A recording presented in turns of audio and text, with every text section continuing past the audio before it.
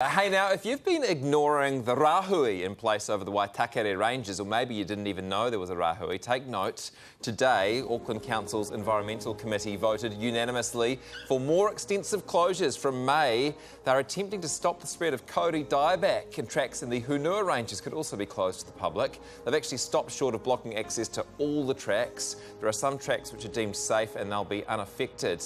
Well, Unitec Associate Professor and botanist Peter de Lange joins us now, and he knows way more than us about this. So we've got this ban now, Peter. Ideally, what happens next? Well, first of all, I think we have to acknowledge that the Auckland City Council has made a really good move in finally acknowledging what a lot of people have been asking them to do for a long time. But that's really just an early step. I mean, how are they going to police it? How are they going to stop people? When there was a voluntary ban, people still went in there anyway, so that's their issue. We've got to do a lot more research. We've got to understand how this organism ticks. And amongst that, we've got to understand its ecology better. So how does it get around?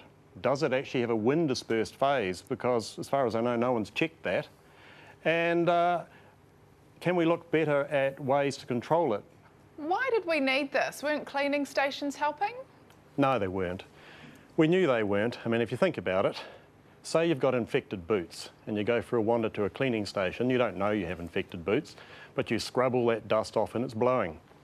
You've just gone and inoculated potentially the ridge either side of where the wind's going.